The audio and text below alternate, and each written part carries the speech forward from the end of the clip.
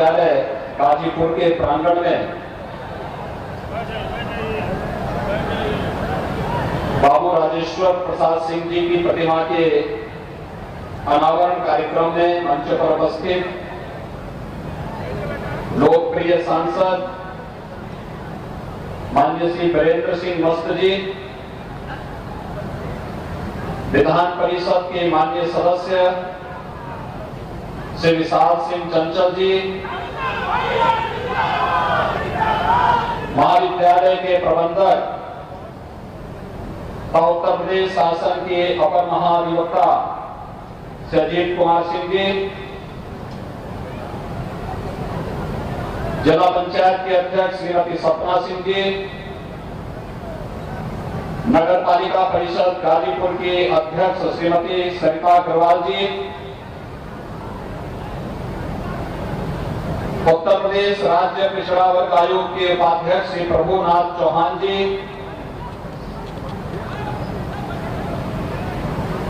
हमारे पूर्व विधायकगण Shrimati Sangeeta Balwant ji, Shrimati Alka Rai ji, Shrimati Sunita Singh ji, Shri Subhash Kashi ji, additional solicitor general Shri SP Singh ji, महाविद्यालय प्रबंध समिति के सभी पदाधिकारीगण, महाविद्यालय के प्राचार्य और अन्य सभी सम्मानित आचार्यगण, आज के इस कार्यक्रम में उपस्थित भारतीय जनता पार्टी के जिला के अध्यक्ष श्री भानु प्रताप सिंह जी, अन्य पदाधिकारीगण और उपस्थित भाइयों बहनों, आज मैं अभिभूत हूं इस गाजीपुर जनपद में शिक्षा की अलख जगाने वाले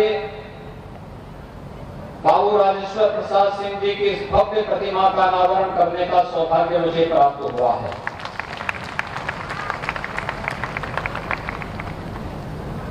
मैं इसके लिए उनकी स्मृतियों को नमन करते हुए उन्हें विनम्र श्रद्धांजलि अर्पित करता हूं और महाविद्यालय परिवार को इसके लिए हृदय से धन्यवाद भी देता हूं। बाबू राजेश्वर प्रसाद सिंह जी देश की आजादी के पूर्व उन्होंने यहां जन्म लिया।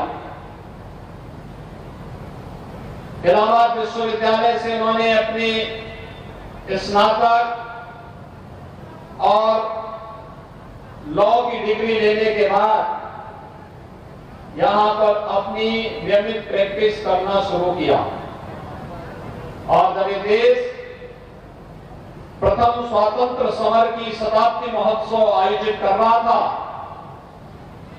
1957 में गाजीपुर डिग्री कॉलेज की स्थापना की, जो आज पीजी कॉलेज के रूप में लगभग 10,000 छात्र छात्राओं को उत्तम शिक्षा का एक केंद्र बनकर के पूर्वी उत्तर प्रदेश के गाजीपुर जनपद के लिए शिक्षा का एक स्तंभ बना हुआ है। बाबू राजेश्वर प्रसाद सिंह जी से हम लोगों के आत्मीय संबंध थे।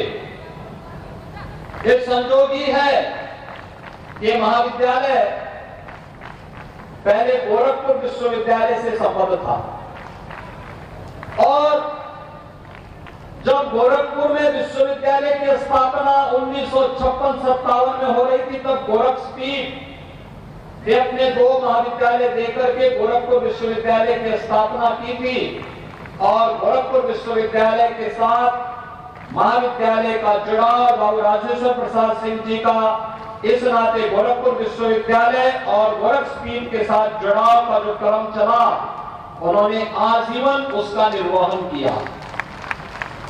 जीवन पर्यंत देश और दुनिया में शिक्षा के क्षेत्र में कहां क्या कुछ हो रहा है, उसे वहां बड़ी सहजता के साथ, पूरी तन्मयता के साथ भर करके गाजीपुर पीजी कॉलेज में ला करके उसे स्थापित करते थे और जब वे यहां स्थापित करते तब आगे गोरखपुर में हम लोगों को बताते थे कि मैंने अपने यहाँ ये कर लिया है, आप लोग भी इस मामले में बड़ा कार्य कर देंगे तो बच्चों को बड़ा लाभ हो जाएगा। यानी इतनी चैतन्यता, अद्भुत चैतन्यता थी, शिक्षा के प्रति जागरूकता, एक अभिनव प्रयास उन्होंने किया। उसका परिणाम है कि इस महाविद्यालय ने शिक्षा के क्षेत्र में अभिनव कार्य किया। और भाइयों बहनों, यही विरासत के प्रति सच्चा सम्मान है। याद करिए, जब हम गाजीपुर की बात करते हैं, एक महापुरुष बाबू राजेश्वर प्रसाद सिंह हैं, जिन्होंने अपनी विरासत का सम्मान करते हुए यहां के अतीत के साथ इस जनपद को जोड़ने का कार्य किया। अतीत इस गाजीपुर जनपद का कितना गौरवशाली है।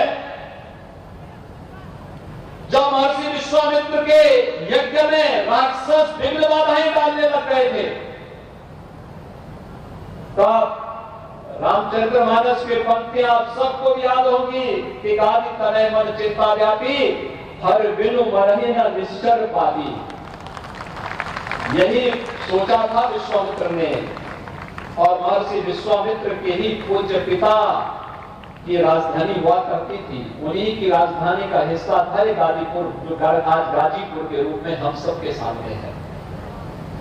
भारत के इतिहास को बनाने वाला जनपद, भारत और आर्यव्रत से राक्षसों का समूल नाश करने का संकल्प लेने वाला जनपद, और इस गाजीपुर का जो संकल्प था, यहां जन्मे और जिन्होंने अपनी कर्मभूमि के रूप में गाजीपुर को उस समय गाजीपुर के रूप में एक नई दिशा दी थी, महर्षि विश्वामित्र की परंपरा का जनपद महर्षि विश्वामित्र नहीं होते तो क्या आर्याव्रत की दो ताकतें अयोध्या और जनकपुर क्या एक हो पाता? आप सब अनुमान करिए कि जनकपुर की सभा में तो अयोध्या को निमंत्रण ही नहीं था, सीता स्वयंवर में अयोध्या को निमंत्रण नहीं, वहां पर तो महर्षि विश्वामित्र माध्यम बने थे राम और लक्ष्मण को ले जाने के और आर्याव्रत की दो ताकतों को जोड़ने का काम हुआ था। क्योंकि महर्षि विश्वामित्र इस बात को जानते थे कि रावण के राक्षस बक्सर तक अगर पहुंच चुके हैं तो इसका मतलब आर्याव्रत खतरे में है, और उस खतरे को सबसे पहली बार किसी ने पहचानने का प्रयास किया था, वह नाम था महर्षि विश्वामित्र का। और भाइयों बहनों, राम राज्य की स्थापना का संगनाद किया था उस समय इन पूज्य ऋषि मुनियों ने, और उस परंपरा के साथ जुड़ा हुआ है ये जनपद। हमने अपनी विरासत को विस्मृत क्या किया? याद करिए, जब आदरणीय प्रधानमंत्री जी ने यहां मेडिकल कॉलेज दिया था तो हम लोगों ने उस मेडिकल कॉलेज का नामकरण भी विरासत के प्रति सम्मान का भाव व्यक्त करने के लिए महर्षि विश्वामित्र राजकीय महाविद्यालय, राजकीय मेडिकल कॉलेज, यहाँ के मेडिकल कॉलेज का नामकरण भी हम लोगों ने इसी रूप में दिया है। और यही नहीं, जब हमें बगल के जनपद आजमगढ़ में विश्वविद्यालय बनाना था तो उस विश्वविद्यालय का नामकरण हम लोगों ने महाराज सुहेलदेव के नाम पर किया है, क्योंकि महाराज सुहेलदेव आज से 1000 वर्ष पहले भारत को विदेशी आक्रांताओं से मुक्त करने के लिए जो योगदान उन्होंने उस समय किया था वह विस्मरणीय है। और इसीलिए विरासत का सम्मान यही तो है देश की आजादी के अमृत महोत्सव का पंच प्राणों में से एक प्रण। अगर हमें भारत को विकसित भारत बनाना है तो हमें विरासत का सम्मान करना पड़ेगा, अपने पूर्वजों का सम्मान करना पड़ेगा। पूर्वजों की उस अमूल्य धातु को धरोहर के रूप में सजो करके उसे आगे बढ़ाने में किस रूप में योगदान देना है, इसमें योगदान देना पड़ेगा। इसमें अपने कर्तव्यों का निर्वहन ईमानदारी के पूर्वक करना पड़ेगा। और उसी दृष्टि से बीच के कालखंड में यहां की पहचान को धूमिल करने का प्रयास हुआ। गाजीपुर जनपद, आजमगढ़ जैसे जनपद जिसमें तमाम क्षमता थी, विस्तृत एक बहुत घनी विरासत हमारे पास थी, उनके सामने पहचान का संकट खड़ा हुआ। लेकिन उस पहचान के संकट के दौर में भी बाबू राजेश्वर प्रसाद सिंह जैसे समाज सेवी थे, जिन लोगों ने शिक्षा के क्षेत्र में क्रांति की, शिक्षा के क्षेत्र को एक मिशन मोड में लिया, गाजीपुर में बार एसोसिएशन में किए गए उनके योगदान हो या फिर शिक्षा के क्षेत्र में उनका योगदान आजादी के अमृत महोत्सव वर्ष पर अपनी विरासत के प्रति इससे अच्छी सम्मान नहीं हो सकता। आज जब मैंने उनकी भव्य प्रतिमा के अनावरण के कार्यक्रम के साथ अपने आप को जोड़ते हुए देखा है, कितनी भव्य प्रतिमा बाबू राजेश्वर प्रसाद सिंह जी के आज महाविद्यालय प्रांगण में लगी है, जो निरंतर प्रेरणा देगा। मैं मानता हूं विगत यानी 1957 से लेकर के अब तक इस महाविद्यालय ने अनेक विभूतियों को जीवन के अलग अलग क्षेत्रों में आगे बढ़ने के लिए एक मंच दिया। अलग अलग फील्ड में, राजनीति के क्षेत्र में, शिक्षा के क्षेत्र में, कृषि वैज्ञानिक के रूप में, दुनिया के अंदर तकनीशियन के रूप में और जीवन के अलग समाज सेवी के रूप में अलग अलग फील्ड में काम करने वाले अनगिनत लोगों की एक लंबी फौज महाविद्यालय से गई है, आगे बढ़ी है। और वह परंपरा इस बात को करती है कि हम अपनी विरासत के प्रति सम्मान का भाव व्यक्त कर सके। यही भाव व्यक्त करने के लिए, यही तो है हमारा सनातन धर्म। कृतेच प्रति कर्तव्यम एष धर्म सनातन। सनातन धर्म की परिभाषा बहुत, एक पंक्ति की अगर उसकी परिभाषा करनी हो तो उसके एक पंक्ति की परिभाषा यह है कि अगर किसी ने हमारे प्रति कुछ किया है तो उसके प्रति कृतज्ञता ज्ञापित करना, ये हमारा धर्म है। और उस कृतज्ञता को ज्ञापित करने के लिए ही महाविद्यालय प्रबंध समिति ने, महाविद्यालय परिवार ने बाबू राजेश्वर प्रसाद सिंह जी की भव्य प्रतिमा की स्थापना महाविद्यालय के प्रांगण में की है। मुझे लगता है कि उत्तर प्रदेश के अंदर बहुत कम ऐसे महाविद्यालय होंगे जिनके पास इतनी प्रशस्त भूमि होगी और प्रशस्त भूमि के साथ साथ इस प्रकार के अच्छे संसाधन होंगे, जहां प्रबंधन समिति बेहतर तरीके से महाविद्यालय के विकास के माध्यम से अपनी वर्तमान पीढ़ी के निर्माण के कार्य में पूरी तन्मयता के साथ तक करके कार्य कर रही है। एक सराहनीय और अभिनंदनीय प्रयास है। भाइयों बहनों, आज वर्तमान युग में हम जी रहे हैं। प्रधानमंत्री मोदी जी ने पूरे देश के सामने कुछ लक्ष्य तय करने के लिए रखे हैं। उन्होंने पूरे देश को इस बारे में आगे बढ़ने के लिए प्रेरित किया है। जब पूरी दुनिया कोरोना महामारी से पस्त थी, तब प्रधानमंत्री मोदी जी ने देश के सामने जीवन और जीविका को बचाने के साथ साथ अपने नौजवानों के लिए राष्ट्रीय शिक्षा नीति भी देश के सामने लागू की है। और भाइयों बहनों, राष्ट्रीय शिक्षा नीति के अभिनव प्रयोग की भूमि बन सकती है महाविद्यालय, जिसमें केवल सैद्धांतिक ज्ञान ही नहीं बल्कि हमें व्यावहारिक और तकनीकी ज्ञान से सक्षम युवा देश और दुनिया में पहुंचाने हैं। और सौभाग्य से जब दुनिया की बात आती है तो भारत दुनिया के अंदर सबसे युवा देश है, सबसे युवा राष्ट्र के रूप में भारत की गिनती होती है। और जब भारत की बात होती है, उत्तर प्रदेश दुनिया देश का सबसे युवा राज्य के रूप में सामने आता है। उत्तर प्रदेश के अंदर हमारी 56% आबादी कामकाजी वर्ग की है। देश और दुनिया के लिए मैं बार बार कहता हूं कि मेरे पास सबसे अच्छा युवा है, जो युवा अपनी प्रतिभा और ऊर्जा से पूरे देश को भी और पूरी दुनिया को आलोकित करने की क्षमता रखता है। और भाइयों बहनों, उसी युवा के लिए ही तो आज हम कार्य कर रहे हैं। नए विश्वविद्यालयों की स्थापना का कार्य हो, नए तकनीकी संस्थानों की स्थापना का कार्य हो, राष्ट्रीय शिक्षा नीति को पूरी प्रभावी ढंग से लागू करने का कार्य हो, अभ्युदय माध्यम से हमारे युवाओं को प्रतियोगी परीक्षाओं की तैयारी करने के लिए कहीं और न जाना पड़े, उन्हें फिजिकली भी और वर्चुअली भी ये सुविधा उनके जनपद में मिल सके, उनके कमिश्नरी में मिल सके।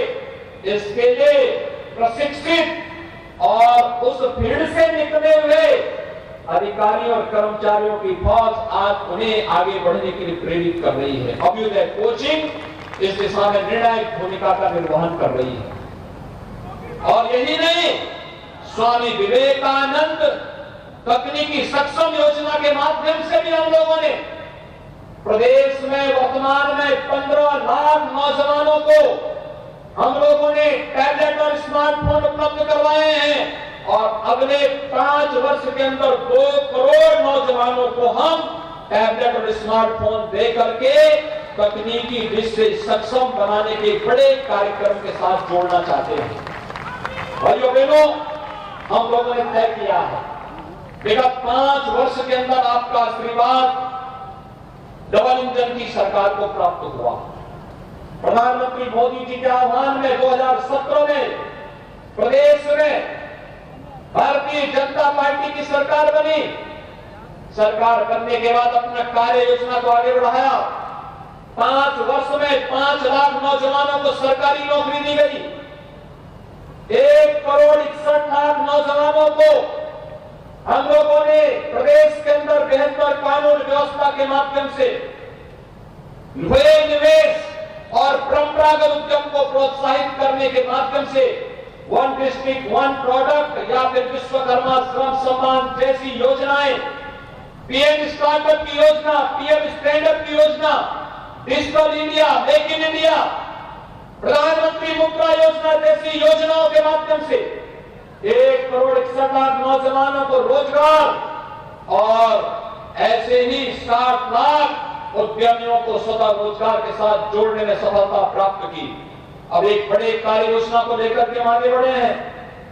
हम लोगों ने तय किया है कि अगले 5 वर्ष के अंदर हम एक बड़े कार्यक्रम को लेकर के चलेंगे। कार्यक्रम जिन परिवारों में कोई सरकारी नौकरी नहीं मिल पाई, कोई रोजगार नहीं मिल पाया, कोई स्वतः रोजगार नहीं है, उनकी मैपिंग की कार्रवाई प्रारंभ होने जा रही है।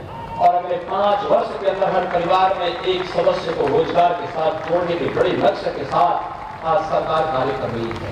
और इसके लिए मैं अपने युवाओं का आह्वान करूंगा, वे आज आधुनिक शिक्षा के साथ साथ, तकनीकी शिक्षा के साथ साथ एक व्यावहारिक शिक्षा के पर भी जोर दें। बहुत संभावनाएं हैं और राष्ट्रीय शिक्षा नीति उस दिशा में आपको आगे बढ़ने के लिए प्रेरित कर रही है। एक नई होश और एक नई तेज के साथ आज आगे बढ़ने की आवश्यकता है। और मैं चाहूंगा ये महाविद्यालय गाजीपुर, पीजी कॉलेज शिक्षा के क्षेत्र में विगत 75 वर्ष से अधिक समय से जिस प्रकार से कार्य कर रहा है, आज हमें हर जनपद में, निजी क्षेत्र में भी हमने विश्वविद्यालयों की एक एक्ट के साथ जोड़ने का कार्य किया है। काफी उसमें परिवर्तन किया है। हमें उस दिशा में कदम बढ़ाने की आवश्यकता है। बड़ी संभावनाएं हैं आगे बढ़ने की और उस कार्यक्रम को अगर हम आगे बढ़ा सकेंगे तो निश्चित ही हर जनपद में दुनिया के अंदर सक्षम नौजवानों की टीम देने के लिए हम लोग कार्य कर पाएंगे। आज जब यहाँ पर और राजेश्वर प्रसाद सिंह जी की भव्य प्रतिमा के लोकार्पण का सौभाग्य मुझे प्राप्त हुआ है और वह भी आजादी के अमृत महोत्सव वर्ष में, यह हम सब के लिए गौरवशाली क्षण है। मैं एक बार फिर से बाबू राजेश्वर प्रसाद सिंह जी को उनकी शिक्षा के क्षेत्र में, समाज सेवा के क्षेत्र में किए गए योगदान को स्मरण करते हुए उन्हें नमन करता हूं, उन्हें विनम्र श्रद्धांजलि अर्पित करता हूं और महाविद्यालय परिवार को, उस महापुरुष को यहाँ पर स्थापित करने और एक प्रेरणा केंद्र के रूप में स्थापित करने के लिए हृदय से धन्यवाद देते हुए आप सभी के प्रति अपनी शुभकामनाएं देता हूं। धन्यवाद। जय हिंद।